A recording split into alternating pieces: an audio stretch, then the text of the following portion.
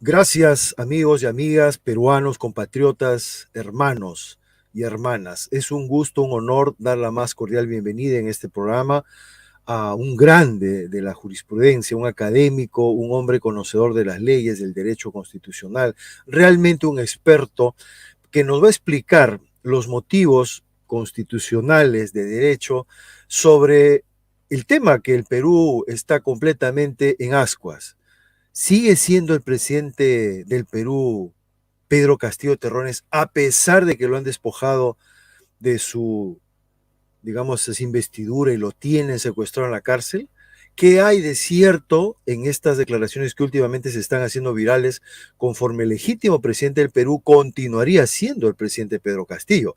Vamos a aclarar estos temas con el doctor Guillermo Olivera, a quien le damos la más cordial bienvenida y agradeciéndoles a todos ustedes, hermanos y hermanas, de que compartan este video, lo hagan viral, por favor. Es muy importante conocer la verdadera esencia de lo que está ocurriendo en el Perú, más allá de que ya la señora Dina Boluarte se ha puesto en el puesto o la han puesto allí en ese puesto, más allá de que la prensa repite que ella es constitucionalmente la presidenta del Perú, más allá de todo eso que nos intentan hacer creer, vamos a ver con fundamentos jurídicos legales lo que realmente ha ocurrido y cuál es el derecho que tiene todo ciudadano peruano y en particular el presidente de la República para que sean salvaguardados sus derechos.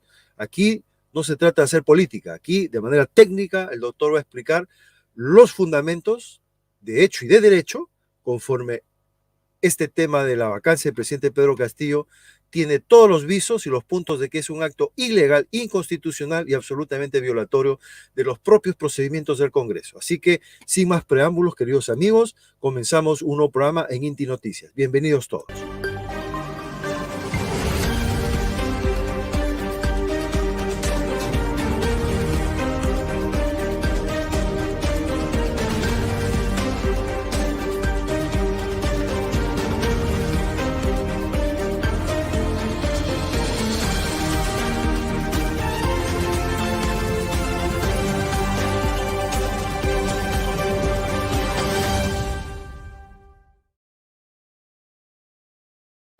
Es un gusto, doctor Guillermo Olivera, volverle a dar la más cordial bienvenida en Inti Noticias. Muchísimas gracias por aceptar esta entrevista. Sí, amigo Wilber Domínguez Remar, gracias por la gentileza vuestra de haberme invitado a su programa. Para mí realmente un honor inmerecido estar entrevistado por nada menos por Wilmer Domínguez, que se ha hecho su fama a puro pulso. Al contrario, doctor, para nosotros es un honor y un gusto, nos sentimos privilegiados de contar con su presencia porque aprendemos muchísimo de temas tan difíciles que son pues difíciles de comprender para la población, pero que usted tiene la facultad y la extraordinaria capacidad de hacerlo legible para el común de los mortales y eso es algo muy valioso en estos tiempos que corren. Así que con total alegría y dándole esa cordial bienvenida, le pido por favor que nos explique como si fuéramos a un niñito del colegio con manzanitas y peritas, esto que ha ocurrido en el Perú y que tiene los visos ya de hacerse internacional y que tiene toda posibilidad de que el presidente Pedro Castillo sea restituido en su cargo, o ya nos explicará usted cuál es el procedimiento a seguir, porque no puede ser que un acto totalmente ilegal e inconstitucional sea normalizado en el Perú. Así que adelante, doctor Guillermo, explíquenos por favor lo que usted ha descubierto, lo que defiende desde el derecho, desde la jurisprudencia. Sí, encantado, Wilmer. Solo quería añadir en antes que no soy muy caserito de las plataformas, de los periódicos, de la radio, de los canales de televisión. De vez en cuando tengo a bien aceptar alguna entrevista, no con mucha frecuencia. Y me ha invitado usted para tratar un caso bastante escabroso, embarazoso, resbaladizo en el orden procesal. Y hasta para mí, ciertamente peligroso, como lo demuestra el hecho que el 16 de diciembre del año pasado, a 9 días de la asunción ilegal de Dina Boluarte al sillón de la presidencia, hicieron reglaje en mi domicilio. Y justamente fui informado por alguien que estaba encargado de esa misión, informarme, se llama informante, y nada menos que es un hombre del ejército. Así que frente a esa información muy puntual y con la experiencia que él tiene, porque él ha trabajado en esos menesteres, es que tuve que tomarlas de Villadiego. Al siguiente día salí de Lima. Por razones de seguridad siempre hago esas cosas, porque he intervenido a través de mi experiencia profesional en casos bastante urticantes. Desgraciadamente, nuestro presidente Pedro Castillo Terrones se encuentra acribillado, acorralado, diezmado, vencido, sin ser citado ni oído, como es al tema de la vacancia, entre comillas. Y se encuentra en esa situación difícil por una retahíla de maniobras, por un conjunto de medidas monstruosas. Podría yo decir nada menos que por un aquelarre procesal, en donde hay entre brujos y brujas un Mefistófeles jurídico que se encuentra empinado en la Corte Suprema. ¿Y quién es el que orienta la decisión de los de abajo? Ya me referiré por su nombre más adelante. Con desventura puedo decirle a don Pedro Castillo que es víctima de una infinidad de pasos, de medidas de diverso corte, policial, fiscal, judicial. Todas estas medidas, en mi concepto, pueden ser reputadas como inconstitucionales, ilegales y delictivas. Todo en virtud de haber leído ingenuamente el mensaje a la nación el 7 de diciembre del año próximo pasado a las 11:40 de la mañana. Un mensaje a la nación pueril, anodino, descabellado, totalmente inidóneo para lo que se ha dicho, disolver el Congreso. Ya me referiré con pormenores. Fue una lectura de unos 3 minutos, imaginen pues 4 o 5 minutos, de un texto que estoy seguro él no lo ha escrito por sí mismo, porque yo he conversado con don Pedro cuando estaba en su reclusorio varias veces. Él tuvo a bien confesarme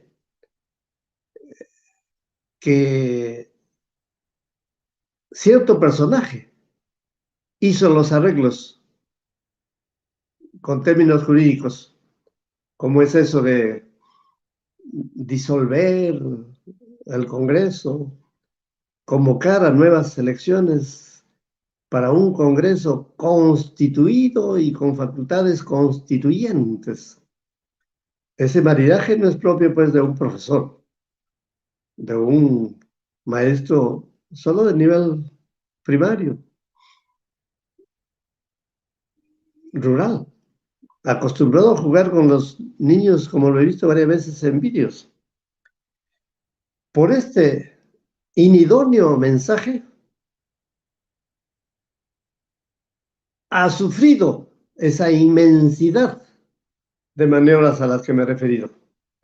En primer lugar, a las 13:42 de la tarde de ese mismo día, 7 de diciembre del año 2022, fue producto de una detención policial. Lo voy a subrayar: inconstitucional, ilegal, delictiva y abusiva, porque con metralletas no se ultraja aún en el momento de la detención de un presidente que se lo considera disque en un estado de flagrancia, el cual es falso. Bueno, sufrió la detención policial, que todo el mundo lo ha visto. Y luego se lo puso a disposición de la fiscal de la Nación, quien inmediatamente formuló el requerimiento de detención preliminar judicial. Y el juez de la causa, muy comedido, se llama juez de investigación preparatoria, le dictó la detención preliminar judicial de 7 días. Le quepa igualito como a los policías a este juez. Esa decisión es totalmente ilegal, totalmente delictiva, por las razones que diré. Pero allí no terminó pues esa inmensa retahíla de maniobras contra él. Vino ese mismo día una sesión de vacancia, entre comillas, y por el vídeo que he visto, el último voto, es decir, el número 101, se produjo a la 1:59 de la tarde, es decir, un minuto antes de las 2 de la tarde. 101 votos que eran insuficientes para bajarlo porque se exige en el reglamento 104.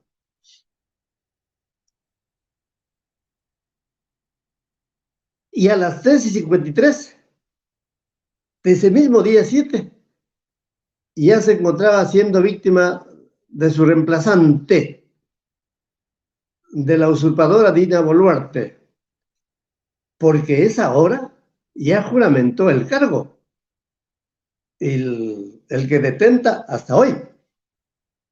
Pero como las cosas son a veces toscas, porque no hay crimen perfecto, recién se publicó esa resolución de presunta vacancia a las 3:57 de la tarde de ese mismo día 7, lo que significa que nuestra presidenta, entre comillas, Dina Boluarte, juramentó el cargo antes que se publicara la vacancia de quien ella reemplazaba.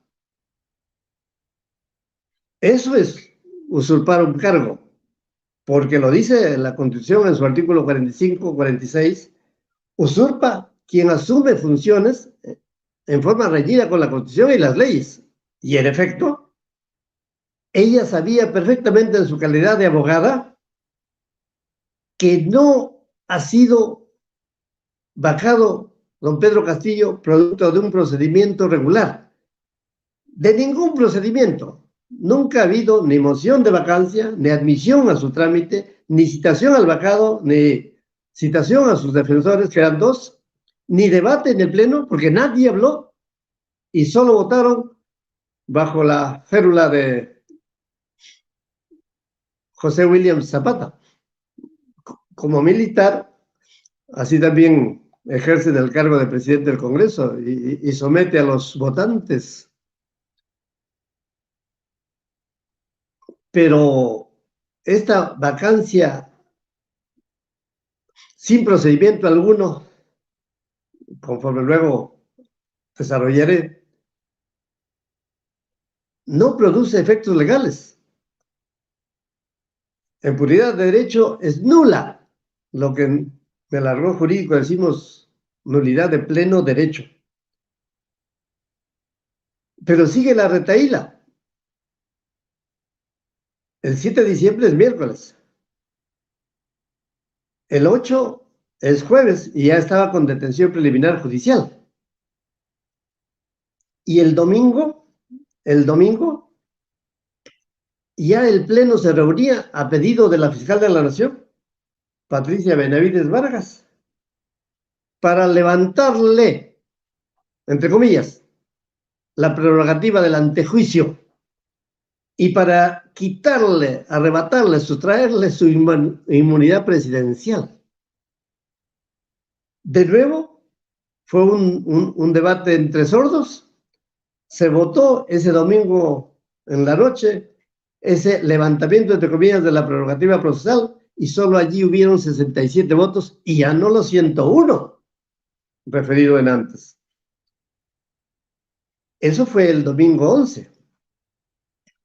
El lunes 12, muy tempranera, doña Patricia Benavides Vargas formuló denuncia constitucional a las 7:12 de la mañana, pero simultáneamente, había oficiado al Congreso el domingo para levantar la inmunidad. Formuló denuncia constitucional, que va a otro órgano. Simultáneamente, formalizó investigación preparatoria. Esta vez por 4 delitos.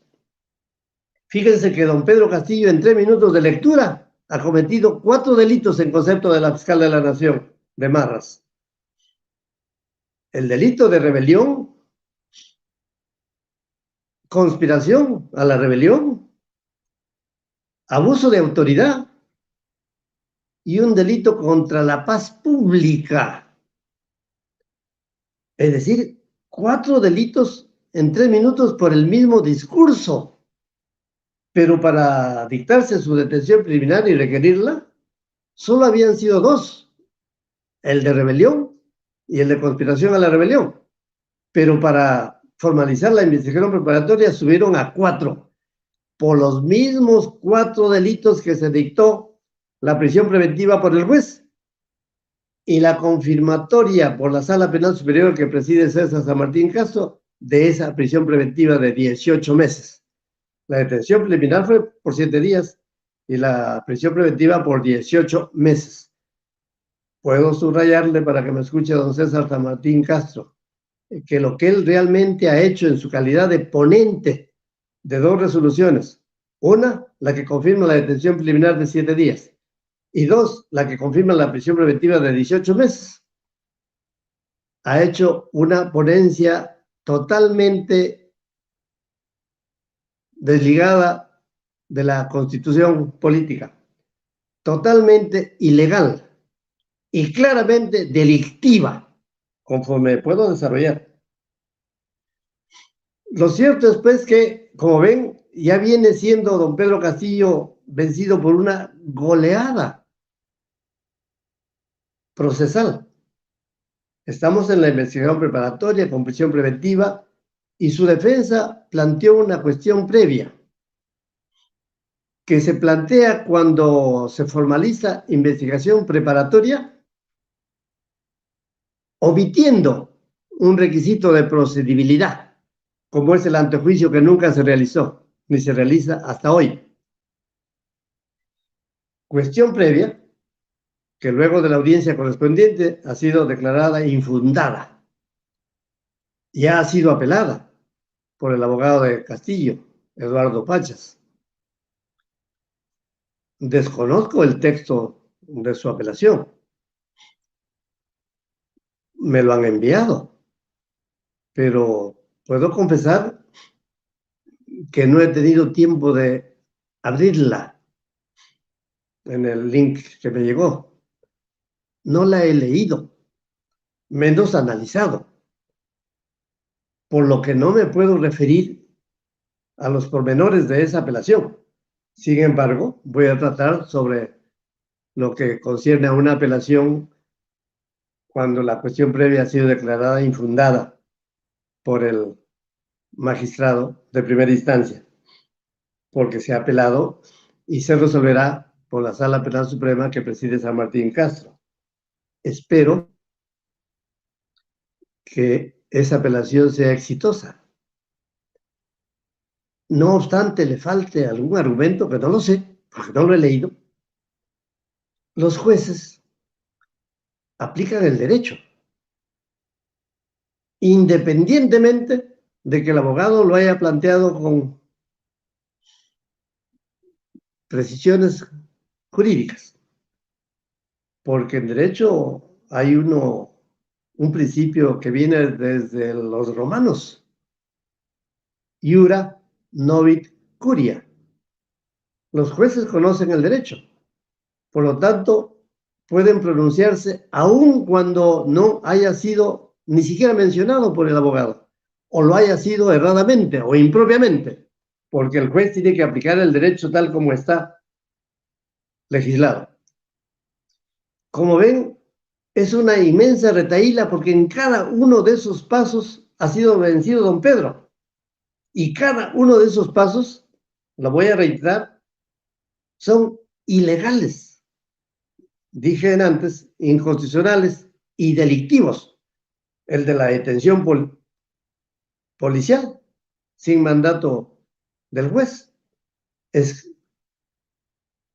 una detención ilegítima, impropia, abusiva, cobarde, como es el mismo cargamontón que le están realizando los congresistas, algunos ministros, la presidenta Dina Boluarte, la fiscal de la Nación, el juez referido, Juan Carlos Shekley Soria, y los jueces supremos que lidera César San Martín, le están haciendo un cargamontón cobarde.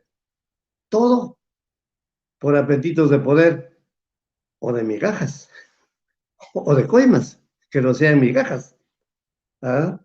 Sino quizá canonjías para mantenerse en el poder judicial o del Ministerio Público mañana más tarde y en la cúpula, en el nivel supremo.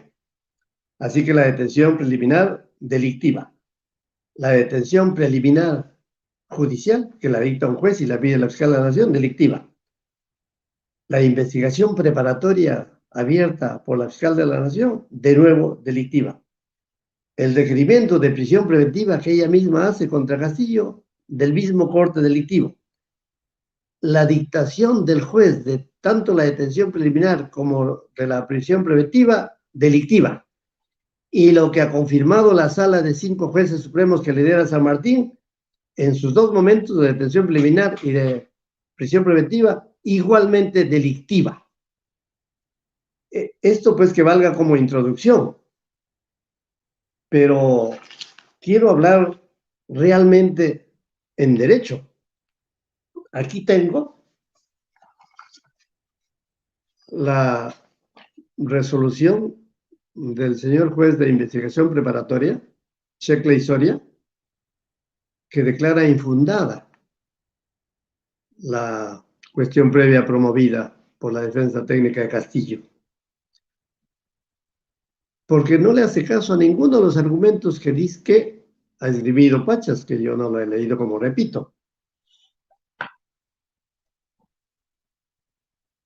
Pero este juez de investigación preparatoria declara infundada ni siquiera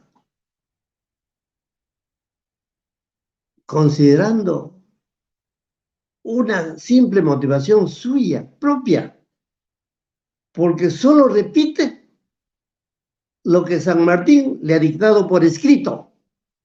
Solo repite. Así que le puedo motejar, espetar a Shekley Soria, que es un juez repetitivo, que sigue a pie juntillas lo que le ha escrito la plantilla en otra resolución, César San Martín Castro, que dice así, que por favor que esta lectura sea clara para que lo logren repetir. Como se señala en el recurso de apelación 256-22 de la Suprema, y ese recurso de apelación fue resuelto por César San Martín en su calidad de ponente, y los otros 4 jueces supremos solo firmaron. Así que el juez Shekley Soria solo cita lo que San Martín ha escrito y ha firmado con 4 más. La flagrancia delictiva y la urgencia, ojo esos fundamentos interesantes, la flagrancia delictiva y la urgencia, 2 palabritas muy claras, se erigen, lo dice entre comillas Shekley Soria, es decir, lo está citando entre comillas a San Martín, por lo tanto es un texto un texto SIC, tal como está escrito, tal como está entrecomillado, se erigen en criterios factores jurídicos sólidos. Ojo, la flagrancia y la urgencia se erigen en criterios jurídicos sólidos para considerar, no solo que el derecho de defensa no se afectó, el de Castillo, no se le afectó el derecho de defensa, no, no. Y luego, sino que no se presentaba el supuesto de hecho estricto que habilitaba un procedimiento de acusación constitucional. Es decir, no era pasible de antejuicio por razones de flagrancia, por razones de urgencia. No se privó de la defensa porque el caso no daba para un antejuicio. ¿Qué significa esto en términos sencillos? Que César San Martín en su resolución, ojo, leída, consideró que cuando se trata de un delito o de 4 en flagrancia,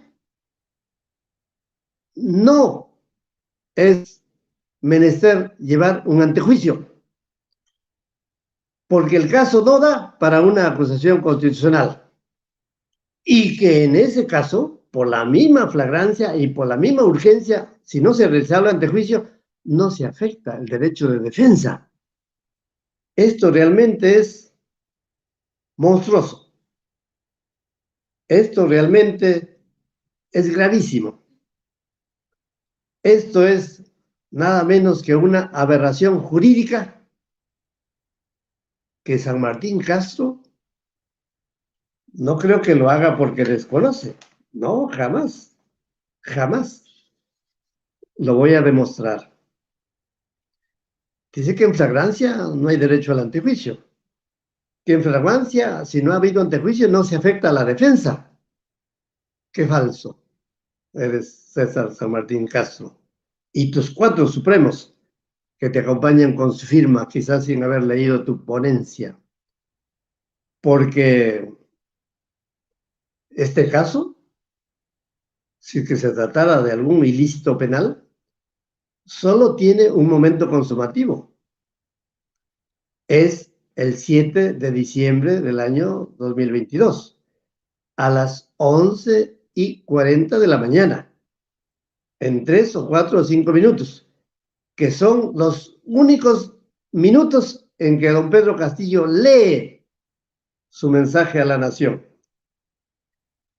Por lo tanto, no hay otro elemento adicional de hecho en la conducta atribuida a Pedro Castillo, porque él fue detenido a la 1:42 de la tarde, es decir, a las escasas 2 horas de haber leído su mensaje, ya fue detenido. Y estando detenido ya no ha leído ningún otro mensaje, ni por supuesto se ha ensayado a disparar con algún arma para consumar su rebelión. Ni siquiera ha concertado a un cachaquito, o a un cabo, a un sargento, a tirones para seguir pues, en su alzamiento armado. Así que su lectura es el único momento consumativo y ese momento consumativo es 4 delitos según lo que referí antes. Pero una vez detenido, ustedes habrán visto, yo también, que se encontraba acompañado de Aníbal Torres Vázquez en el local de la prefectura. Y también lo habrán visto como yo, que la fiscal de la Nación, Patricia Benavides Vargas, llegó con un séquito de fiscales supremos adjuntos, me imagino, y por supuesto con todos los colchados que la acompañan en esa ocasión y en otras. Muy bien, se ha producido la detención, que es un hecho, pero ese hecho, ¿a quién tiene que ser comunicado? Al detenido, ¿a quién se lo debe poner a disposición? Como le reitero, fue puesto a disposición de la Fiscalía de la Nación. Y eso es totalmente delictivo. Eso es totalmente inconstitucional, por lo que me van a escuchar. La policía no puede detener a nadie sin mandato motivado de un juez. Lo dice el artículo 2, inciso 24, parágrafo F de nuestra Constitución Política. Por lo tanto, esta es una norma especial. Miren, una norma constitucional de corte especial, porque es la única posibilidad que la policía pueda detener a quien fuere frente a un delito flagrante sin orden judicial. Lo dice este artículo 2. Las autoridades policiales pueden detener sin orden judicial ante un delito flagrante. Delito flagrante. Me imagino que lo detuvieron porque ellos creen que había un delito flagrante ante sí.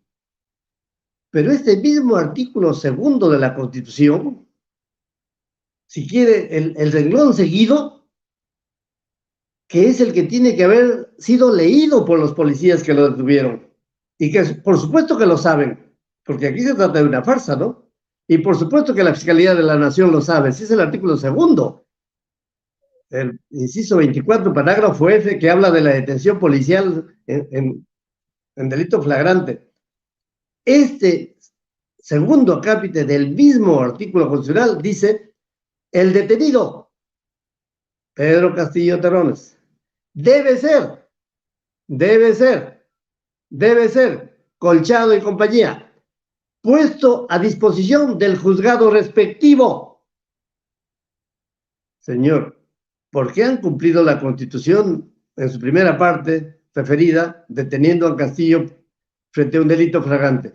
¿Y por qué no han cumplido este segundo acápite de ese mismo artículo 2, de ese mismo numeral que dice que la policía que lo detiene lo debe poner a disposición, lo debe a disposición del juzgado?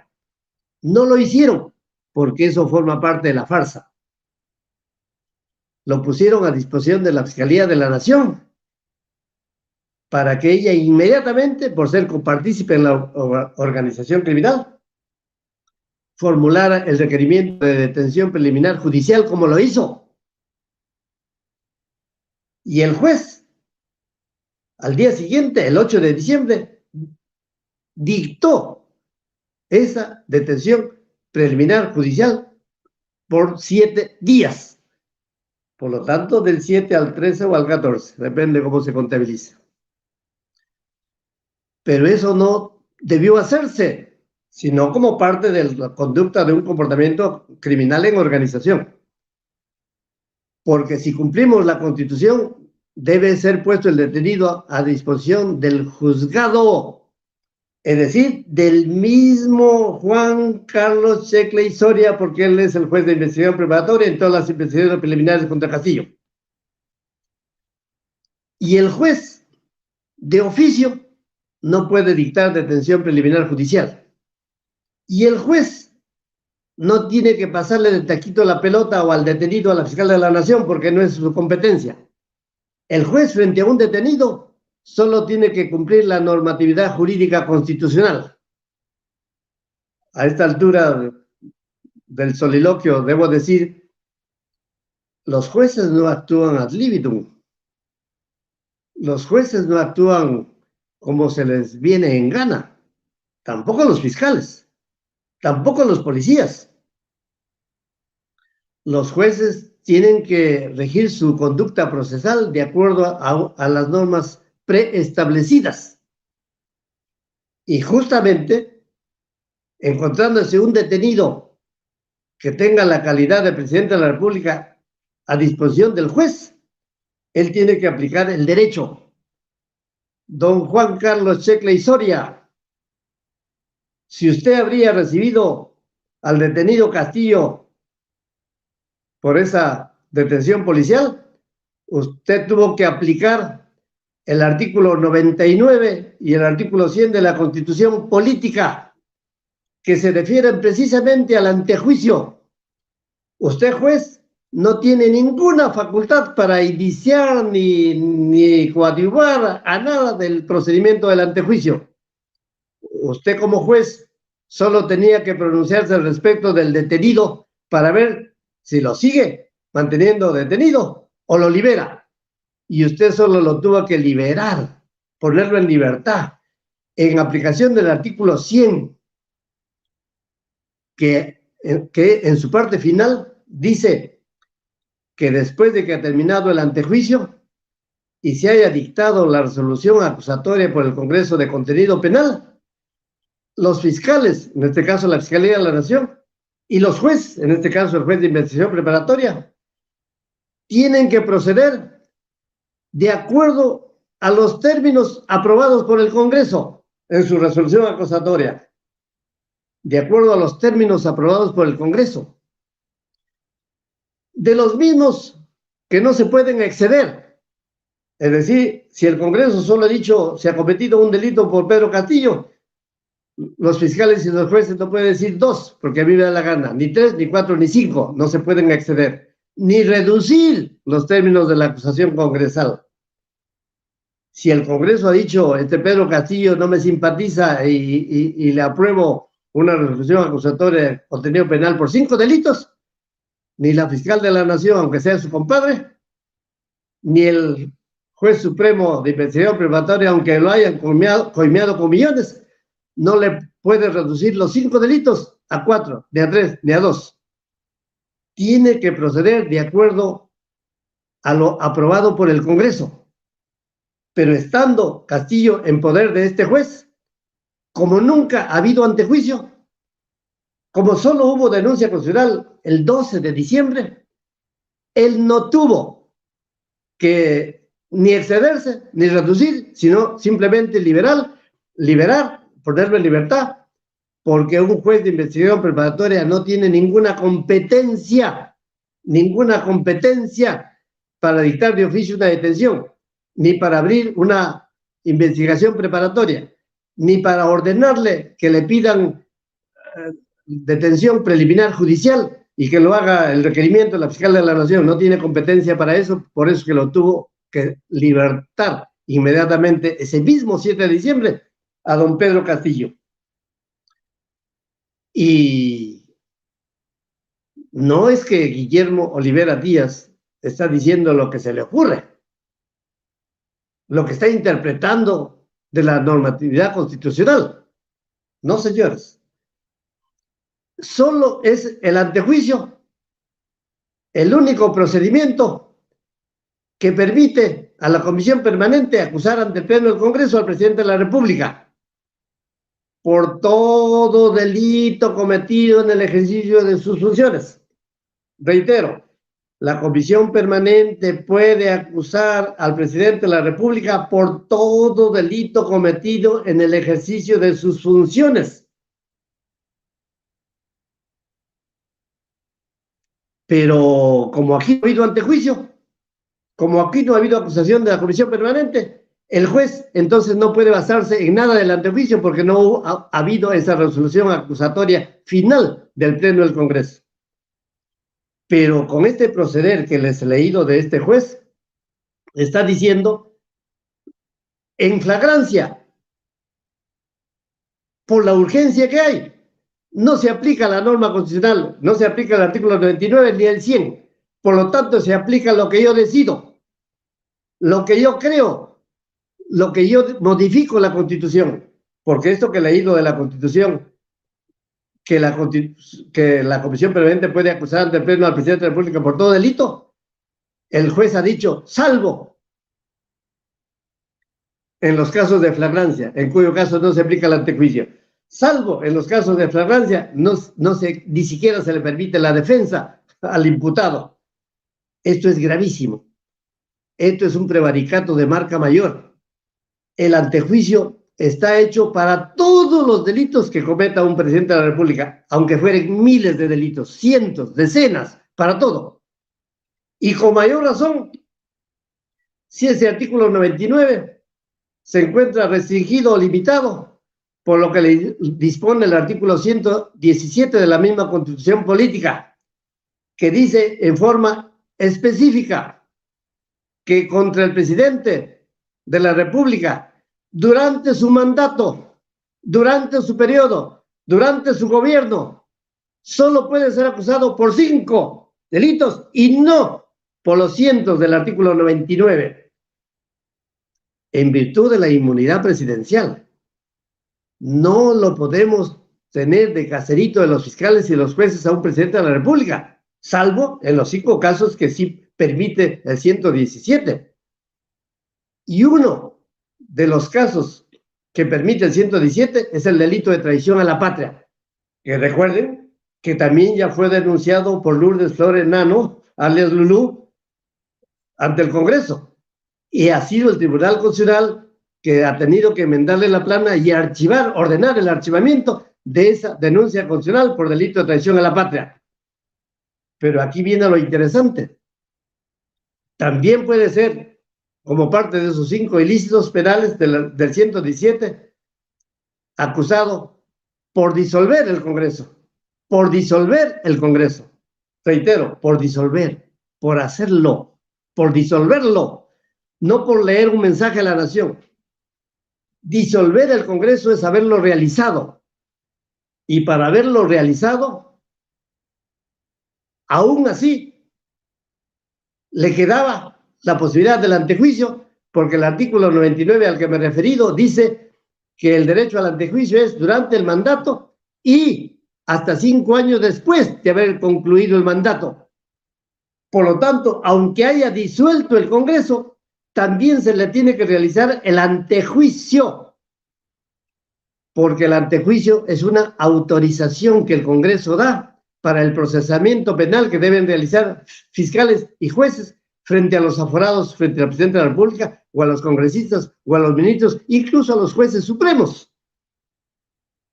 Así pues que este señor juez que no recibió a su disposición al detenido Castillo, quizá no habría producido la decisión que estoy puntualizando.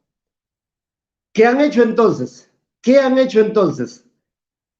Lo que se proponía, pues, la policía poniéndolo a disposición de la Fiscalía de la Nación. Lo que han hecho es propiciar que la fiscal de la Nación ese mismo día 7, o en la noche, o al día siguiente a las 5 de la mañana, no importa, requiera la detención preliminar judicial de 7 días,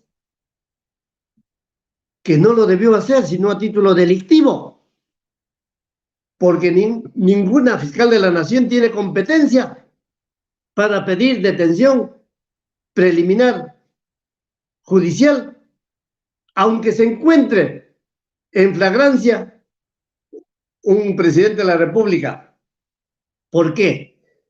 Porque no existe ninguna norma constitucional que diga que al presidente detenido en flagrancia se lo pone a disposición de la fiscal de la Nación para que ella amplíe la detención preliminar y esta vez judicial, validando lo policial por 7 días. No existe en la Constitución. Solo existe el artículo 2 referido, inciso 24, parágrafo F.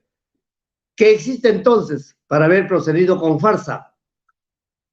Existe el decreto legislativo 1298 del 29 de diciembre del año 2016, que modificó el único artículo que se refiere a la detención policial en flagrancia. Inclusive lo tituló de ese modo. Por favor, aquellos que no son acuciosos como yo en estudiar la legislación, que lean el decreto legislativo 1298 del 29 de diciembre del año 2016, que modifica el artículo 266 del Código Procesal Penal y le pone un título: detención judicial en caso de flagrancia. Qué interesante. Eso aplicaron. Pero como es una farsa, no advirtieron, y si lo advirtieron, lo hicieron pues con dolo y doble mayúsculo, dolo doble, porque no se puede aplicar una norma ordinaria, una ley infraconstitucional como es el Código Procesal Penal. No se puede aplicar el artículo 266 para la detención policial en flagrancia, para darle a cuenta al fiscal para que ella pida la detención preliminar judicial. No, porque este Código Procesal Penal, que es una ley ordinaria, no modificado jamás el artículo 2 de la Constitución Política, que se refiere a lo que yo he dicho, la detención policial en delito flagrante, y compuesta a disposición como obligación ante el juez y no ante la fiscalía. Y ante el juez para que produzca la aplicación del derecho que les he dicho, ¿no? Que el juez está obligado a aplicar la Constitución y producir los términos de la resolución resolutoria del Congreso, que no lo había porque nunca ha habido antejuicio. Entonces, pues, cuando se procede de este modo farsesco, se está violentando e infringiendo el sentido literal y expreso, hasta filosófico, de la Constitución política. Porque no se puede creer a lo que afirma la policía. Ah, yo lo detuve en delito flagrante. Jamás ha habido un delito flagrante. La Constitución como policía, si yo lo fuera, me permite detener a un presidente, pero tengo el mandato constitucional. Yo no necesito una orden judicial motivada. Pero mi interpretación sería sesgada si es que creo que debo producir, porque yo creo que el presidente se encontraba en delito flagrante. No, señores policías. Ustedes, para interpretar cuando se encuentran ante un delito flagrante, tienen que aplicar la normatividad existente, vigente. No lo que les dice el general, no lo que les dice el ICETI, deténgalo por orden superior. No. Ustedes tienen que estudiar el derecho y producir su conducta policial acorde a derecho, sujeta a la normatividad. Examinen, además del artículo 2 de la Constitución referido, el artículo 259 del Código Procesal Penal. Solo los policías pueden detener a un sujeto activo, a un agente perpetrador de algún ilícito, si es sorprendido. Ese verbo no lo emplea Guillermo Olivera Díaz, lo emplea el Código Procesal Penal, que rige porque no viola, no lo modifica, no varía el texto constitucional. Solo puede ser detenido en flagrancia el agente que es sorprendido. Sorprendido. Verbo, sorprender. Que es descubierto. Lo dice el inciso 1 de ese mismo artículo 259. Que es descubierto. Cáiganse de espanto lo que sigue en este texto del artículo 259 del Código Procesal Penal. Descubierto en la realización del hecho punible. En la realización del hecho punible. Señor Colchado, ¿usted lo ha sorprendido a Pedro Castillo dentro del Palacio de Gobierno? No. ¿Usted lo ha descubierto dentro del Palacio de Gobierno? No. ¿Usted lo ha descubierto, lo ha sorprendido, lo ha observado, lo ha visto en el momento consumativo del mensaje que leía a la nación? No. Porque usted mismo en su informe que da a sus superiores les dice que produjo a la detención, a la intervención de Pedro Castillo por orden superior. Orden superior significa que usted nunca sorprendió. Orden superior significa que usted nunca descubrió. Orden superior significa que usted nunca intervino, no vio, no observó la realización del hecho punible que fue supuestamente dentro del Palacio de Gobierno, porque usted lo detuvo en las calles de Lima, en la avenida Wilson y en la avenida España. Por lo tanto, Cuando usted detiene de ese modo por orden superior, está actuando contra su constitución. Y cuando usted da cuenta a la fiscal de la nación con su detenido, está contra la constitución, porque usted tenía la obligación constitucional, no delictiva, pues, de ponerlo a disposición del juzgado, y usted no lo hizo, porque ya estaba con sus generales al lado, ¿no? Y el artículo 266 que les he dicho, en efecto, habla de que el detenido debe ser puesto a disposición del fiscal para que el fiscal pide los 7 días. Pero eso, pues, a perico en los palotes. Eso es a un ciudadano que no tiene inmunidad. Eso es a un fiscal provincial que tampoco la tiene. Eso es a un juez de primera instancia como esos, pues, que no han llegado ni a juez superior. Esos sí pueden ser detenidos en flagrancia y puestos a disposición de la fiscalía correspondiente, pero no un presidente de la República, porque el presidente de la República tiene derecho al antejuicio y el antejuicio no se había realizado. Y el derecho al antejuicio ni siquiera tiene que ser interpretado por la policía que detiene. El derecho al antejuicio tiene que ser interpretado por la Fiscalía de la Nación y por el juez supremo, Checla y Soria, porque los artículos 99 y 100 se refieren expresamente a las obligaciones que tiene un fiscal de la nación y de un juez supremo de investigación preparatoria cada vez que ha terminado el antejuicio, y aquí nunca se llevó a cabo. Aquí es que tengo que hacer una pequeña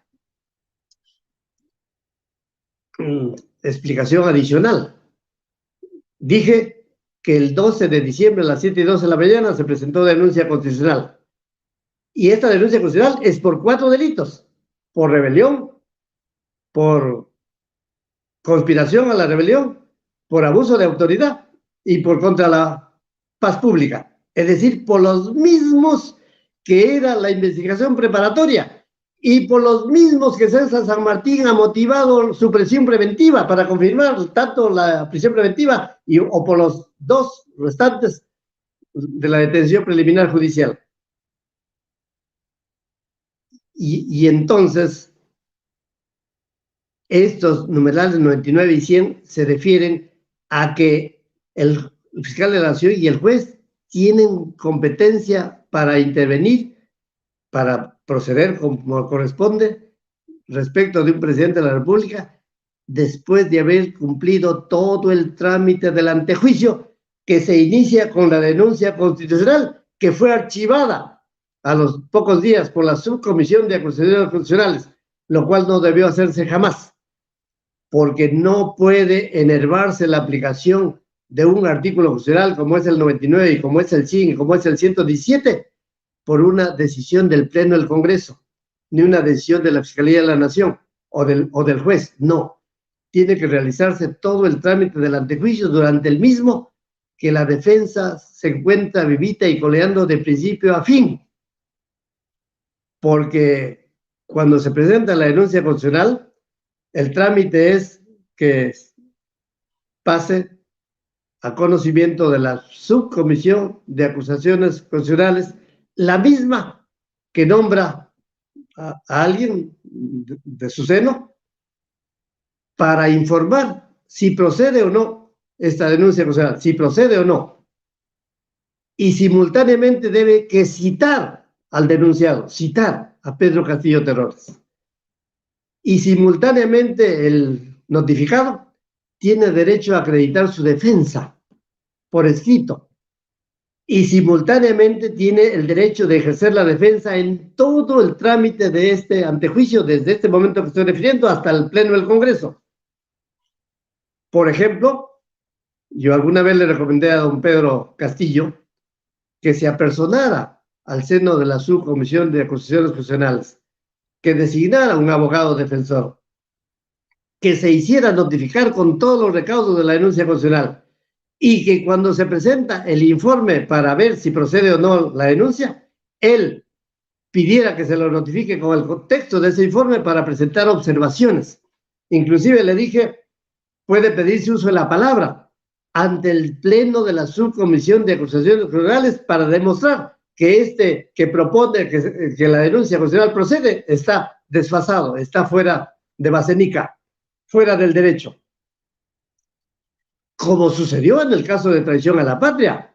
Recuerden que se presentó el abogado de don Pedro Castillo, el doctor, bueno, cuyo nombre se me escapa, porque yo no tengo ningún librito que leo, ningún papel a la mano también lo leo como lo leyó don Pedro Castillo.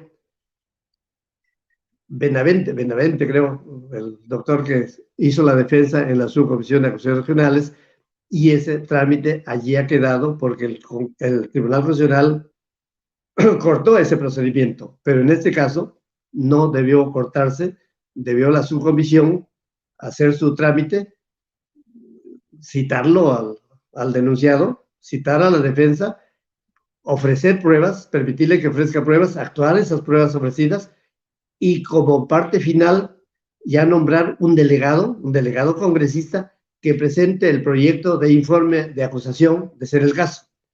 Debatida la acusación, que tiene que ser notificada al denunciado, en este caso a Pedro Castillo, a su defensa, para que él pueda observar el contenido de ese informe que propone que se lo acuse. Si lo proponen por 5 delitos, por lo menos que diga, no, 5 no, pues mucho, mejor 4, mejor 3, mejor 2, mejor 1 o mejor 0. Esa es defensa, don César San Martín, que usted está diciendo que no hay derecho a la defensa por razones de flagrancia y de urgencia. No, señor, usted está farsesco, delictivo, prevaricador, porque la defensa se ejerce, aunque se tratara de una flagrancia, aunque hubiera urgencia, se tiene que ejercer la defensa, aunque sea de solo corte jurídico, aunque no haya que ofrecer ninguna prueba. ¿Cómo no va a haber prueba que ofrecer si yo solo he leído un mensaje, si yo no lo he escrito, si yo tenía a mi izquierda a un Aníbal Torres y a mi derecha a una Betsy Chávez? Entonces yo tengo que ofrecer como mínimo el testimonio de ellos para ver si ellos no son copartícipes conmigo, para ver si yo soy solitario autor de esa lectura del mensaje y de su escritura. Eso tenía que actuarse a nivel de su comisión de acusación y no se hizo. Y en la hipótesis que termine el trámite de la subcomisión de acusaciones constitucionales, pasa el trámite a la comisión permanente. En la comisión permanente de nuevo tiene que ser citado, en este caso ya el acusado, con proyecto de acusación ya aprobada por la subcomisión de acusaciones constitucionales. Debe citarse a su abogado, a sus abogados, para que a nivel de comisión permanente se haga la defensa respectiva y por fin la votación. Por supuesto, el debate arduo entre los congresistas, los 30 de la comisión de la comisión permanente, para que como parte final se nombre una comisión acusadora que usualmente es de 3 congresistas. De 30 nombran a 3 para que esos 3 hagan la acusación oral ante el Pleno del Congreso. El Pleno del Congreso de nuevo tiene que citar, como en las vacancias, al acusado. De nuevo tiene que citar a sus defensores, a 1 o a 2, y como mínimo 60 minutos darles oportunidad de ejercer el uso de la palabra. Y después de esa defensa, 60 de Pedro Castillo y 60 de su abogado, 120 minutos, 2 horas de defensa, recién viene el debate del Pleno de los 130 congresistas. Se produce la votación final y de acuerdo a la mayoría respectiva, se dicta la resolución acusatoria por el Pleno del Congreso de contenido penal. Resolución acusatoria que dice que se acuse a Pedro Castillo por el delito A, el B, el C, el D. Se da cuenta la Fiscalía de la Nación y la Fiscalía de la Nación a partir de este momento solo tiene la oportunidad de repetir lo acordado por el Congreso. No puede excederse ni puede reducir los términos de la acusación del Congreso. Del mismo modo, cuando la fiscal de la Nación incoe algo, alguna medida cautelar, alguna investigación preparatoria, alguna detención preliminar judicial, por 7 días o por 18 meses, en el caso de la prisión preventiva, solo allí el juez tiene que ver cuál es el contenido de la resolución acusatoria del Congreso para ver si él puede excederse, si él puede reducir, y por lo tanto la Constitución no puede ni lo uno ni lo otro. En cambio aquí, la fiscal de la Nación se despachaba su regalada gana sin antejuicio, sin trámite del antejuicio y sin resolución acusatoria. Se ha despachado por sí misma, porque los colchados le pusieron al detenido a su disposición y porque ella inmediatamente en forma ilegal, porque no aplicó debidamente lo legal, lo legítimo, lo constitucional, en forma ilegal pidió al juez, al comedido juez, al que debió libertad en 7, le pidió la detención preliminar judicial de 7 días. El otro, por supuesto, muy suelto de huesos, la aprobó, la dictó, la de 7 días, y después vino la resolución, la formalización de investigación preparatoria por la misma fiscal de la Nación, sin que haya habido trámite de antejuicio, sin que haya habido resolución acusatoria, y en esa investigación preparatoria formalizada ya se incluyen los 4 delitos, y se pide simultáneamente prisión preventiva de 18 meses, se llama requerimiento de prisión preventiva. El juez señala fecha, el cheque Soria, y solo él ha aprobado la investigación preparatoria y ha dictado la prisión preventiva sin haberse tramitado el antejuicio, y ahora, cuando se le plantea una cuestión previa y se le dice no se ha realizado el antejuicio, él dice, no señor, en flagrancia no hay antejuicio, no señor, en flagrancia no se aplica la cuestión política, y lo que es más horripilante, en flagrancia tampoco se aplica el reglamento del Congreso, y eso es lo mismo que le ha soplado César San Martín en su resolución que he leído. El mismo San Martín dice que no es pasible de acusación constitucional, ni es pasible de aplicación del reglamento del Congreso, porque el tema de la tentativa de golpe no es un evento que haya que investigar nada, que ya todo está aprobado, que ya todo está clarito y que de frente se pase a lo que se ha pasado, a detención preliminar, a prisión preventiva, y por fin se pasará a la condena, ¿no? Si es que no prospera la apelación de la cuestión previa que ha sido declarada infundada. Por eso es pues que invoco a que don César San Martín y los 4 supremos más ni siquiera le permitan que César San Martín sea de nuevo ponente.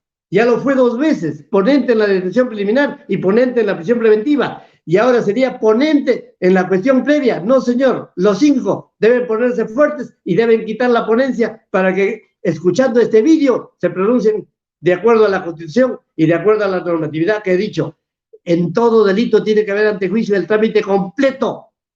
Aquí no lo hubo y solo se lo reemplazó por un aborto dominguero. Fue un acuerdo del Pleno en donde le levantan la prerrogativa del antejuicio. No, señores, no se levanta la prerrogativa del antejuicio sin el trámite del antejuicio.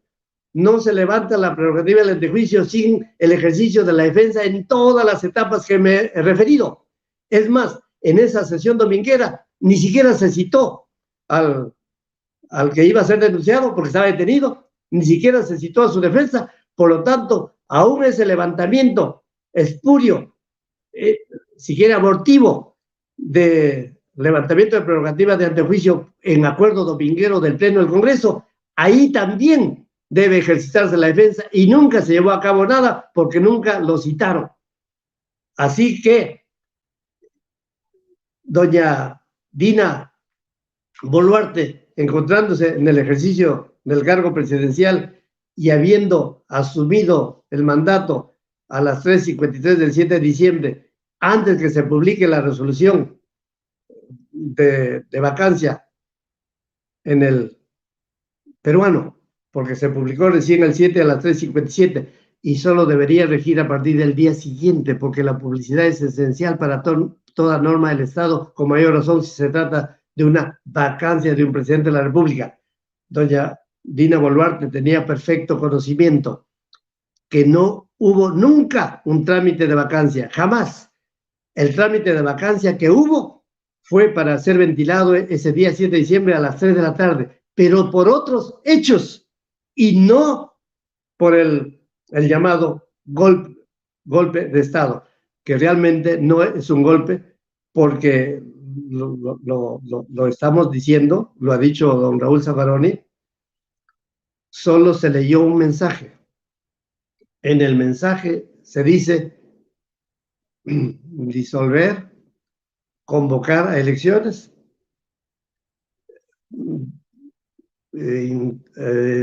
declarar la reorganización del Poder Judicial, de la Junta Nacional de Justicia, del Tribunal Constitucional, etcétera, establecer un gobierno de excepción. Pero ese es un mensaje, y el mensaje no es el que está motivando la carcelería. Lo que está motivando la carcelería es que con ese mensaje leído se ha cometido el delito de rebelión. Y el delito de rebelión previsto en el artículo 346 del Código Penal se produce cuando haya un alzamiento en armas. Alzamiento en armas. Y resulta que don Pedro Castillo, el día que leyó en esos 3 minutos, solo tenía alzado un papel tembloroso, que le temblaba la mano, no sé si por ventilador o porque él se encontraba muy nervioso. Y esa no es un arma. Ni el papel es un arma, ni las palabras leídas son armas. Armas se llaman fusiles, armas se llaman metralletas, armas se llaman pistolas. Esos tanques que sacó Alberto Fujimori el año 1922, eso es alzarse en armas. Eso es cerrar el Congreso, disolver el Congreso, porque lo cerró con militares en las puertas, y a los que se encontraban adentro los sacaron de la oreja y los botaron, y algunos se resistieron y los empujaban a empellones hasta su casa, y algunos los detuvieron, como ustedes saben. Ese alzamiento en armas es irse a la casa de los detenidos armados para detenerlos y llevarlos al Pentagonito. Ese es golpe de Estado. Aquí no. Aquí simplemente fue una lectura de un mensaje anodino, como repito, pueril, infantil, que nunca tuvo el correlato de arma alguna, ni siquiera de un militar, ni siquiera de un policía, de nada.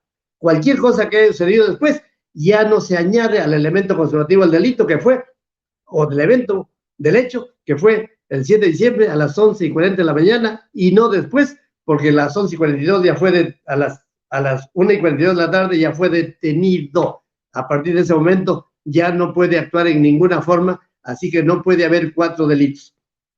Además, cuando hablo de 4 delitos, entonces, ¿de cuál de los 4 la policía lo ha detenido en flagrancia? ¿De cuál de los 4? Colchado, ¿pensaste en la flagrancia del delito de rebelión? ¿Pensaste en la flagrancia del delito de conspiración? ¿En la flagrancia del delito de abuso de autoridad? ¿En la flagrancia del delito contra la paz pública? ¿Se dan cuenta que los colchados no pueden jugar con los nomen juris de los hechos? Los ilícitos penales tienen una denominación muy precisa. Los colchados no pueden decir, delito flagrante, y delito flagrante que ni siquiera San Martín lo acepta, porque San Martín dice que se encontraba Pedro Castillo en cuasi flagrancia, y cuasi flagrancia, colchado, no es flagrancia, es casi. Sin embargo, a pesar de que San Martín acepta que es cuasi flagrancia, es decir, que no hay flagrancia, no hay delito consumado, y dice tentativa, la que más bien es tentativa inidónea, por ineduidad de medio, ineficaz para producir resultado. Sin embargo, San Martín se desdice en otra parte de su resolución que Sheckley Soria copia, dice que Pedro Castillo, en la lectura de ese mensaje, ordenó un alzamiento de armas. Falso, César San Martín Castro. Decretó la reorganización del Poder Judicial. No decretó nada leyendo un mensaje, César San Martín Castro. Y dice, estableció un gobierno de excepción. César San Martín. Pedro Castillo, leyendo su mensaje anodino, ni ordenó a los militares, ni decretó la reorganización de tu Poder Judicial, en donde te habían sacado a ti también, ni estableció un gobierno de excepción, porque fue detenido a la 1:42 de la tarde. Por eso es que Raúl Zaffaroni, con la nombradía que tiene, internacional, experto en derecho penal, y quizá un poco más que César San Martín, dice que aquí, en efecto, no se consumó nada. Se puede hablar de una tentativa, sí, pero de una tentativa inidónea, impune, no punible. Es decir, lo que se llama el delito imposible. Delito imposible porque una lectura de un mensaje es un medio absolutamente inidóneo para cambiar el régimen constitucional de un país. Una lectura de un mensaje simplemente significa que el que está ahí leyendo y el primer ministro que se encontraba a su izquierda, o perdón, la primer ministra que se encontraba a un lado y el asesor de la primer ministra al otro lado, significa que este señor presidente se encontraba confundido con las explicaciones jurídicas y con las ausencias de consecuencias jurídicas de esa lectura. Así que don Aníbal Torres Vázquez, que estuvo acompañando la lectura, ni siquiera lo debió acompañar en el momento de la detención en la prefectura, porque él fue el que propició que la fiscal de la Nación lo notificara la detención al detenido Pedro Castillo en el local de la prefectura. Guillermo Olivera Díaz jamás habría permitido eso, porque la fiscal de la Nación no tiene ninguna competencia para producirse la detención preliminar judicial conforme la hizo, y tampoco se le tenía que poner a disposición del detenido a él, porque ella no es un juez. Se tuvo que poner a disposición de Checa y Soria para que él proceda de la forma referida.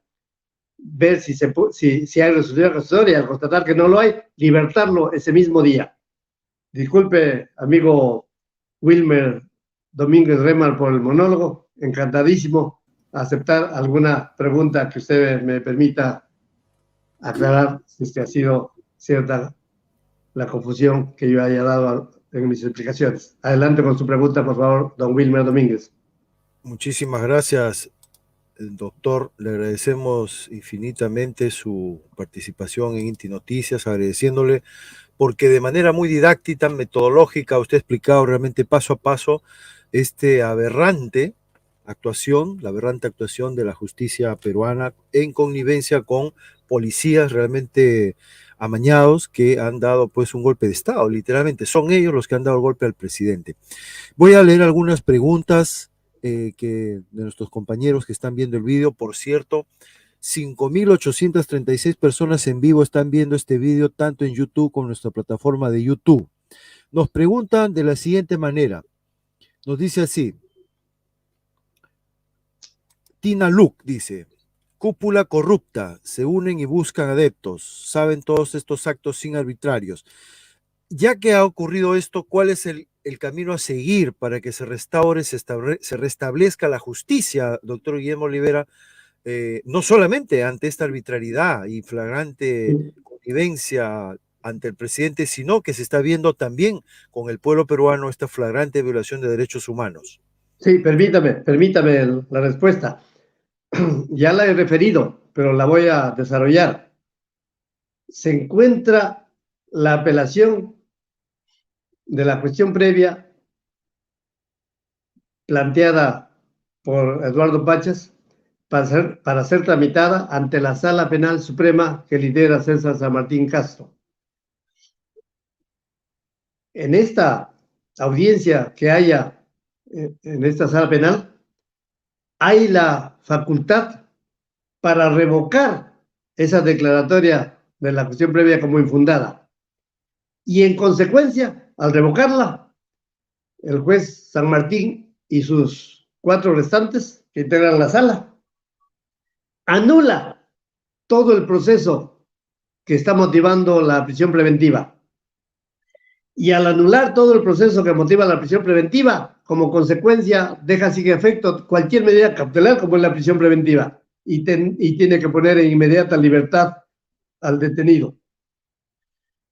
Porque el presidente Castillo no se encuentra en funciones porque se encuentra materialmente preso. Pero si lo libera la Sala de San Martín, conforme debe ser, porque lo que he dicho no es una poesía retórica, es una argumentación jurídica. Estoy aplicando el derecho objetivo, constitucional y penal, y procesal penal y reglamentario, como el reglamento del Congreso, y en virtud de una correcta aplicación, en puridad lo que corresponde es esa revocatoria y la inmediata libertad. Y al quedar libre don Pedro Castillo, viene lo que tiene que proseguir. No hay vacancia, no hay resolución de vacancia sin el número de votos reglamentario. no hay vacancia sin procedimiento alguno. Por lo tanto, esa vacancia es lo que dicen irrita, nula de pleno derecho, inexistente. Porque, señores, yo no puedo dictar una sentencia contra un supuesto deudor mío si no ha sido demandado. Esto es lo mismo. Aquí se ha dictado una resolución de vacancia, entre comillas, sin que haya ni el mínimo amago de trámite. Lo reitero, para que lo haya, tiene que haber una moción de vacancia escrita. Por favor, el procedimiento de vacancia se encuentra establecido en el reglamento del Congreso, que tiene fuerza de ley, y solo ese es el aplicable. No es aplicable lo que se le ocurra a William Zapata, no es aplicable a lo que se les ocurra a las Patricias, ni Juárez, ni Chirinos, no es aplicable lo que desbarre los Cueto a Servi, no, solo se aplica lo que dice el reglamento, y el reglamento dice que la vacancia tiene que iniciarse con la interposición de una moción escrita con 26 firmas. Ojo, 26 congresistas deben plantear la moción de vacancia y la moción es un texto en donde yo le imputo una retahíla de hechos y la prueba que acrediten esos hechos. Señor, esa es la vacancia que se ha tramitado en 3 veces por traición a la patria y otros supuestos. Hay mociones de vacancia, hay una que tiene más de 100 páginas y otras que tienen más de 26 firmas. En este caso, por la lectura del mensaje, no hubo ninguna moción de vacancia que se refiera a ese mensaje. No hubo la moción escrita, el documento, no hubo las 26 firmas. Por lo tanto, al no haber la demanda inicial, que es la moción de vacancia, no puede haber el correlato final como es la resolución de vacancia. Pero cuando se plantea esta moción escrita, con 26 firmas, sigue un trámite formal rígido, porque se está defendiendo la inmunidad presidencial, para que no sean caseritos de bajadores cada día los presidentes de la República. Esa moción presentada con las 26 firmas se da cuenta al Pleno del Congreso, al Pleno, no a los William Zapata, no al de Acomarca, no a las Patricias, se da cuenta al Pleno del Congreso, es decir, ante los 130 se pone a disposición la moción de vacancia, para que constate que tiene las 26 firmas, o 40 o 100, muy bien. Una vez que ha constatado que hay las 26 firmas, ese Pleno debate si esta moción de vacancia debe o no ser admitida a trámite. Debe ser admitida a trámite. La sesión de admisión a trámite de una moción de vacancia, de nuevo, es una realización del Pleno, la admisión, una sesión debidamente convocada por el mismo Pleno. Ojo. Y cuando ya se haya debatido la admisión, tiene que haber un mínimo de 52 votos para que se declare admitida la moción de vacancia para su debate final. Ojo, mínimo 52 votos. Aquí en este caso del llamado golpe, ¿ha habido moción? No. ¿Ha habido sesión del Pleno de admisión de esa moción escrita? No. ¿Han habido los 52 votos mínimos? No. ¿Qué hubo? Hubo pues lo que corresponde a los Williams. Williams es un pobre y triste militar, pues. Él es especialista en el gatillar el arma, especialista en gatillar o hacer gatillar a los de Acomarca, a los de Putis, a los de Chavín de Huanta, pero él no maneja con la misma destreza que las armas, pues las normas jurídicas. Así que él simplemente cita para el 7 de diciembre a las 12 del día, disque adelantando la sesión que ya tenían programada para las 3 de la tarde. Pero para las 3 de la tarde, José Williams, era el debate de otra moción de vacancia, ya admitida. Ya se iba a debatir y se iba a recibir la defensa de don Pedro Castillo y los 2 abogados. Allí recién se tenía que votar a las 3 de la tarde. Pero la de las 12 del día es por otros hechos. Otros hechos que tienen que haber sido referidos en la moción escrita, que no lo hubo. Otros hechos que tienen que haber sido firmados por los 26. Otros hechos que debieron ser admitidos por los 52 en sesión del Pleno. Como no hubo, aquí se trasladó la sesión de las 3 de la tarde para las 12 del día, pero allí de nuevo los militares, los Cueto, los Montoya, los Williams, no entienden el derecho, debieron leer el artículo 89A, inciso C, del reglamento del Congreso, que dice que cuando el Pleno del Congreso, ojo, el Pleno, no dice Williams, no dice Montoya, no dice Patricia, cuando el Pleno del Congreso acuerde la realización de la sesión de vacancia en trámite antes del tercer día, es decir, pues de las 3 de la tarde para las 12 son 3 horas, ¿no? Antes del tercer día, lo que significa que hay alguna situación de urgencia, como la lectura de un mensaje. El Pleno del Congreso, en ese caso, cuando tenga que señalar fecha antes del tercer día o antes del 10º, el Pleno del Congreso, en ese caso, necesita una votación de 4/5 partes de la totalidad legal del Congreso. El Congreso, el número legal es 130. 4/5 partes de 130 es 104. Por lo tanto, para cambiar la sesión de las 3 de la tarde para las 12 del día, debió ser acordada por las 4/5 partes, es decir, por 104 votos, y nunca hubo, porque lo que hubo es la maniobra de los Williams y de las Moyano y del otro que acompaña en la directiva.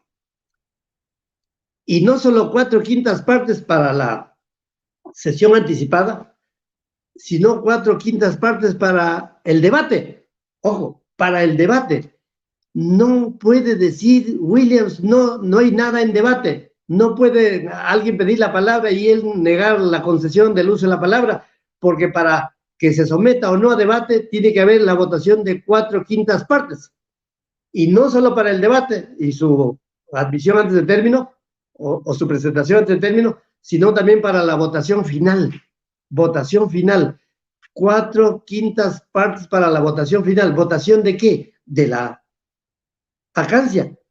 Porque ya Williams había presentado, en lugar de moción, había presentado un proyecto de resolución de vacancia. No, don José Williams, a usted le han puesto el dedo por no sé dónde porque es militar. No confunda usted el proyecto de resolución de vacancia con un escrito de moción de vacancia. Así como usted no puede confundir una metralleta con una tanqueta, ¿ah? Ni en el campo militar. Aquí en el derecho usted no puede confundir la resolución que usted mismo la hizo escribir por alguien, porque usted no lo podría escribir. Y una resolución de vacancia ya que decía, declárase la vacancia de la presidencia de la República por permanente incapacidad moral. ¿Y cuándo ha sido la moción de vacancia de esa permanente incapacidad moral por razones de lo que se leyó en el Palacio de Gobierno? Nunca. No. Tenía que haberse motivado en una moción esos hechos nuevos y tener 4/5 partes para la sesión del Pleno señalada por las 4/5 partes, para su admisión, para su debate y para la votación. Y la votación que se produjo y que lo he referido en antes fue el último voto dado a la 1:59 de la tarde del 7 de diciembre, y con eso hicieron 101 votos. Por lo tanto, no alcanzó el número legal que establece el reglamento del Congreso, que son 104, que eso es 4/5 partes. Ni 4/5 partes para señalar una fecha anticipada, ni 4/5 partes para admitir una nueva moción, entre comillas, ni 4/5 partes para someterlo a votación, ni 4/5 partes para la votación, perdón, para someterlo a debate, ni 4/5 partes. Por lo tanto, esta es una declaratoria de vacancia inconstitucional, porque no se declara por el Congreso la incapacidad moral permanente de ese modo sin moción de vacancia, y no se declara una vacancia sin la aplicación del reglamento del Congreso mediante el procedimiento correspondiente, y de todo esto se encontraba inteligenciada, informada Dina Boluarte Segarra, porque ella se encontraba en su casita debidamente informada y viendo televisión, porque todo esto fue televisado. Por lo tanto, ella, a sabiendas de que había un procedimiento express, sin moción de vacancia, sin admisión y sin la votación reglamentaria, ella, sin embargo, juró el cargo a las 3:53 de la tarde. Seguramente a las 3 de la tarde ya se había bañado para irse con su nuevo vestido a juramentar. Eso es usurpar el cargo, porque lo está haciendo en forma reñida con la Constitución y las leyes, porque el reglamento del Congreso tiene fuerza de ley, tiene la equivalencia de ley. No hay otra norma que establezca las reglas para tramitar una vacancia. Eso lo sabía perfectamente, así que ella asumió un cargo a sabiendas, inconstitucionalmente, delictivamente, por solo su apetito de poder. Ella sí ha cometido más bien rebelión, porque ella ha levantado en armas al país, mandándole vía estado de emergencia a todas las tanquetas que yo las he visto en La Oroya, las he visto en Huancayo y las he visto por Chiclayo. Eso se realiza bajo los mandatos de Otárola, y Otárola pues sigue la férula de Dina Boluarte. Eso es más bien golpe de Estado, esa más bien es rebelión, y por eso es que ya se encuentra ella denunciada internacionalmente por el delito de genocidio y crímenes de lesa humanidad. Se encuentra ya en la Corte Penal Internacional de La Haya el trámite, y ojalá algún peruano tenga a bien conseguirme que yo pueda informar a los señores jueces, que son 3 y una de ellas es peruana, para yo informarle de todos estos pormenores de esta tramitación inconstitucional, ilegal y delictiva, para que así en algún momento ya sea encarcelada esta famosa Dina Boluarte y todos los militares que están tras ella. Gracias por la pregunta y me ha permitido ser... Gracias, doctor. Entonces, el juez José San Martín está, el destino no solo de Castillo, sino del Perú, de la paz del Perú, está en sus manos, literalmente, ¿no? Es cierto. Y dígame, si el doctor reacciona, a pesar de las barrazadas que ya ha cometido, y da marcha atrás, porque claro, aquí hay solo 2 opciones: o ratifica la prisión y sigue adelante con su barbaridad, asumiendo todas las consecuencias legales que a nivel internacional estos actos va a traer, no solo a contra Dina, sino todos los que han formado parte de esta monstruosa conspiración, o rectifica, se enfrenta a los oligarcas y a los corruptos que han dado este golpe y libera a Pedro Castillo. Entonces, ante estos 2 escenarios, usted, como peruano, como jurista, como experto, ¿qué le recomendaría al juez, de una manera fraterna, como compañero de leyes, que haga, doctor Guillermo? Yo no solo lo haría de una manera fraterna, sino que yo conozco al César San Martín antes que sea juez de primera instancia. Él era secretario en la Corte Superior de Justicia del Callao, y yo ya era juez penal titular de Lima. Por lo tanto, él, en términos jerárquicos, es subalterno mío, ¿no? Él era secretario y era juez penal titular de Lima. Por eso es que era muy servicial conmigo. Me llamaba por teléfono, me decía: esta noche tenemos una cena en el Chifa fulano de tal, en la esquina de la avenida tal, Cuba creo que se llama, y ¿para quién es la comida? Es para el presidente de la Corte, pues para mi jefe. Era muy servicial en eso, era amigo de convites, y yo claro que iba. Lo conozco bastante a César, pero desgraciadamente el prestigio que tiene, la cátedra universitaria que ejerce, los libros que escribe, en este caso no los está volcando, sino en sentido inverso. Yo no sé por qué se ha torcido, o era la misma torcedura que también quiso hacer con Alberto Fujimori. Lo voy a referir. Alberto Fujimori vino extraditado de Chile al Perú. César San Martín era el presidente de una sala suprema que iba a llevar el juzgamiento o juicio oral contra Alberto Kenia Fujimori. Pero querían darle facilidades pues al acusado. Ya estaba acusado de 25 años. Y en ese momento era presidente de la República Alan García Pérez.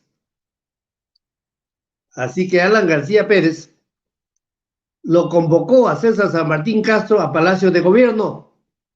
Así como lo escuchan, lo convocó Alan García Pérez a Palacio de Gobierno y César San Martín se fue.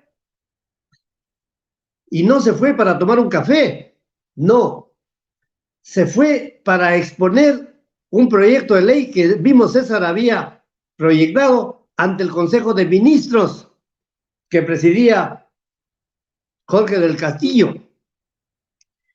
Y en ese proyecto de ley se aprobaba que el acusado Kenia Fujimori podría no asistir a todas las sesiones de audiencia. Es decir, le daban facilidades para que él esté en su camita arrellanado, viendo por televisión su propio juicio oral, haciendo su propia defensa para que no se le hinchen las piernas como se le hincharon. Cuando yo conocí ese proyecto de ley y me enteré que lo expuso César San Martín, el Consejo de Ministros, lo primero que hice es conseguir el proyecto de ley que se presentó al Congreso el mismo día que lo explicó ante el Consejo de Ministros César San Martín Castro. Tengo el proyecto de ley, tengo el cargo remitido por Jorge del Castillo y el presidente del Congreso me parece que era Luis González Posada, el cabezón, mi condiscípulo en la universidad, que de paso nunca destacó, nunca estuvo entre los primeros alumnos, pero llegó a Canciller de la República. Y cuando me entregaron ese documento, porque yo tengo mis abuesos, viera, amigo Wilmer Domínguez, todo lo que escribí contra ese proyecto de ley marca San Martín Castro. Demostré que jamás eso se puede hacer porque la Constitución no permite los juicios en ausencia y con darse una ley ordinaria estaban posibilitando que esté ausente en su juicio oral Alberto Kenia Fujimori. Inclusive hice volantes por cientos de miles, así, cientos de miles. El internet todavía no estaba tan como ahora, en boga. Y los repartí en la misma oficina de todos los juzgados penales de Lima y de todos los jueces superiores de Lima y de todos los jueces supremos de Lima, por lo tanto le iba a César San Martín. Desde allí, por supuesto, ya ha dejado de ser mi amigo, ¿no? Ya no me dice Guillermo, ya nunca me invita a los convites. Por lo que le debo informar a César San Martín que lo que él ha hecho es lo mismo que proyectó Alberto Kenia Fujimori el año 2000 en favor de Alberto Curi Bumachar. Alberto Curi Bumachar estaba en un trámite de antejuicio y como era de la bancada fujimorista o comprado por ellos más bien, pero ya formaba la bancada por coima de los $15,000 que ustedes habrán visto, que le dio Vladimiro Montesinos. Fue Marcenaro el que ideó este método que ahora están empleando los San Martín Castro. Ricardo Marcenaro habló con el miembro de la comisión que yo integraba. Yo integraba en calidad de asesor legal por el Congreso. Habló con César Acuña Peralta y le dijo: Cecita, fíjate, lo de Curi ya es tan evidente, es un delito público, todo el mundo lo ha visto, ya no hay nada que averiguar, no hay nada que investigar, por lo tanto, de frente hay que nombrar, comisión acusadora. Eso lo dijo en la comisión permanente. Y como yo era asesor de César Acuña Peralta, asesor legal, que de paso nunca me pagó un sol, él me lo contó y yo le dije: don César, no, aquí no hay de que no es un delito episódico, palabra que emplea César San Martín, aquí no hay nada que averiguar, no, el antejuicio tiene que llevarse sí o sí, no podemos nombrar de frente resolución como comisión acusadora, no, aunque sea evidente. Además, le dije, Curi se encuentra fugitivo en Estados Unidos.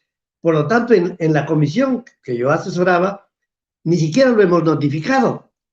ni siquiera ha comparecido al seno de la comisión porque se encontraba en Estados Unidos. ¿Cómo va a aparecer un acusado que no ha sido ni notificado con la denuncia constitucional, ni citado, ni se ha defendido, ni ha sido vencido en juicio? No me hizo caso. No me hizo caso y llevó adelante el acuerdo que hizo con Marcenaro, es decir, con Alberto Caña Fujimori. Ricardo Marcenaro era el acólito de la bancada fujimorista. Ahora, ¿dónde estará? ¿Dónde estará? Con muchos millones que dicen que se alzó. En alguna parte del mundo debe estar. Entonces, cuando yo descubro pues que aquí iba a haber una cuestión previa en el futuro en favor de Curi para que regrese de nuevo a su escaño y no caiga Fujimori, lo primero que hice es quitarme de la relación de César Acuña y denunciar por escrito ante el Congreso. Por escrito. Por favor, vean el diario de los debates, el oficio que yo le dijo a la presidenta del Congreso, que era Marta Hildebrand. Estamos hablando del 2 o el 3 de noviembre del año 2000, en donde denuncio precisamente este tema de no al antejuicio. Lo mismo que está estableciendo San Martín en su resolución, por escrito, es decir, una maniobra fujimorista del año 2000. La misma Marta Hildebrand no resistió al acuerdo de la Comisión Permanente que el 27 de octubre del 2000 fue 19 votos contra 0. 19 votos contra 0. Por lo tanto, ella, al ver que el fujimorismo se desvencijaba, salió de la presidencia del Congreso, o la sacaron, la echaron, y en su reemplazo vino don Valentín Paniagua. Y don Valentín Paniagua tuvo a bien hablar conmigo y pedirme explicaciones, qué es lo que yo había constatado, pues, y le dije, pues si aquí está el escrito, usted lo tiene. Él tenía el escrito en su escritorio. Justamente ese escrito denunciaba lo que se había hecho. Y entonces Valentín Paniagua, como presidente de la Comisión Permanente, convocó a la Comisión Permanente a los 30 y revirtió todo el trámite y recién pasó a foja cero el caso. Ahora no. Ahora han hecho lo que han hecho a nivel del Congreso, sin antejuicio, es decir, tal como San Martín lo está haciendo ahora. La defensa plantea la presión previa porque no se realizaron antejuicio, y César San Martín dice, no es necesario el antejuicio en flagrancia. Es decir, es lo mismo que Montesinos y Fujimori y Ricardo Marcenaro lo hicieron en el 2000. Por favor, César San Martín, no sigas los dictados de Ricardo Marcenaro, de Vladimiro Montesinos y de Alberto Caña Fujimori, que lo hicieron en el 2000 y que lo tengo por escrito. Libérate de las garras de esa fuerza organizacional armada que se encuentra al mando del país. No corras la suerte de ellos, porque si realmente la Corte Penal Internacional de La Haya, ya no la de la Patricia, ya no la de tus colegas de la Suprema, no, los de La Haya que están en Holanda, ellos tengan que procesar a Dina Boluarte, ten la seguridad que todos los de tu sala correrán la misma suerte. Y yo mismo pediré tu detención provisional, tu prisión preventiva, si es que tienen a bien acreditarme ante La Haya para presentar todos los documentos que tengo respecto del caso del 2000 y del caso presente que se está realizando el año 2023, bajo los dictados de César San Martín Castro, porque él es el único que ha hecho la ponencia en su 100% de texto. Los otros 4 supremos no le han agregado ni una línea, ni una palabra, nada, ni han chistado nada.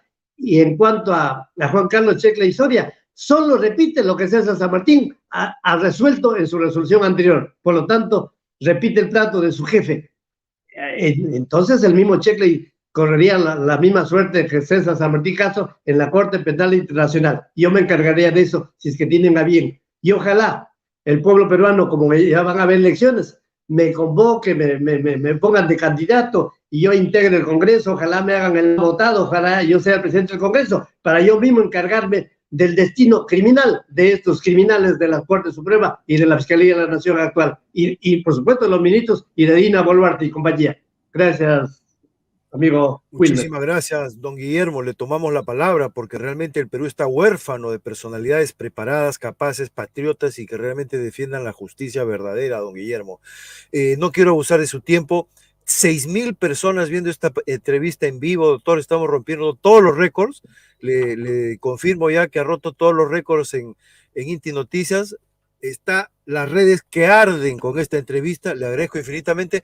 Por lo tanto, para cerrar ya el último resumen, doctor Guillermo, el destino del Perú está en manos de un juez, el juez San Martín, y que puede pasar a la historia, puede resarcir su nombre, puede darle paz al país o puede llevar al país a una debacle total.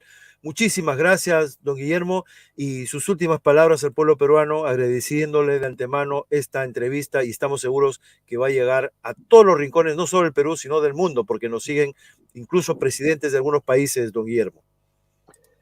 Sí le agradaría, amigo Wilmer Domínguez Remar, que inmediatamente de esta entrevista me pasara el link correspondiente para que yo lo pueda poner en mis cuentas Facebook y además en unos 200 grupos que han tenido a bien hacerme su miembro. Hay grupos que tienen más de 100.000 miembros, u otros 80.000 y otros 70.000, para que así con una difusión masiva de lo que he dicho, llegue a los oídos de César Martín y él se rectifique por el bien de él y del país y de Pedro Castillo. Si no lo hace, ya se sabe el destino. Y en cuanto a la difusión masiva, no será inoportuno referir que yo fui convocado por Pedro Castillo Terrones el 14 de junio del año 2021 frente a una llamada de Aníbal Torres Vázquez y también convocado por el mismo Aníbal Torres Vázquez el 17 de junio de 2021 para trabajar como abogado penalista o aficionado al campo penal el tema de las nulidades por presunto fraude electoral que planteó Keiko Fujimori entre el 9 y el 13 de junio del año 2021, que llegaron a ser 1.139 casos de nulidades por presunto fraude electoral. Yo las defendí en contra de ellas el 22 de junio del año 2021. Tuvo a bien Pedro Castillo Terrones, media hora antes de mi disertación, de una entrevista en vivo, de llamarme, darme valor, etcétera, de ofrecerme su apoyo futuro, que nunca me lo ha dado, ni con agradecimiento. Al contrario, me ha subrogado cuando me designó su abogado. Y como se realizó la conferencia, el solo canal YouTube de la República llegó a tener 485.000 reproducciones. El canal YouTube de Pedro Castillo y Vladimir Cerrón en ese momento de Perú Libre llegó a tener 331.000 reproducciones. Y el canal YouTube de Canal 7 de televisión, es decir, la emisora estatal del Perú, llegó a tener 433.000 reproducciones. Y con los de radioprogramas del Perú, que tuvieron como 500.000 reproducciones, solo entre los 4 medios llegó a 1.700.000 reproducciones, lo que yo dije el 22 de junio en mi oficina. Y uno de los grupos que yo integro como miembro llegó a tener 28.856 veces compartidos el vídeo. 28.856. Si usted multiplica por solo 10 contactos, hace 288.000. Si usted lo multiplica por 100, hace 2.800.000. Y si usted lo multiplica cada uno de esos grupos que comparte por 1.000, hace 28 millones de gente que escuchó lo que dije por esas nulidades.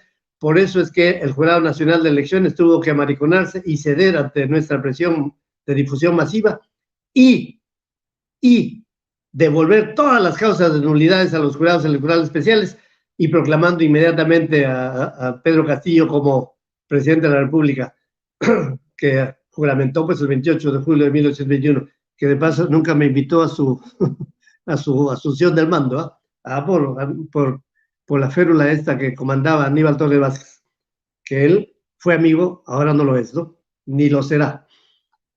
Así que espero que esa difusión masiva que tuvo mis nulidades contra las nulidades, mi defensa contra las nulidades de Keiko, sea la misma difusión masiva que adquiera Inti Noticias con esta entrevista que estamos llevando a cabo. Ojalá también llegara a un número de cientos de miles y a millones, para que así le aseguro que César San Martín tendrá que ponerse de espaldas a la mafia y enfrente del país, pidiendo su reivindicación, porque bastante agravio está causando al Perú entero. Las matanzas también se deben a esta maniobra fraudulenta, farsesca, de organización criminal de la Corte Suprema y de la Fiscal de la Nación.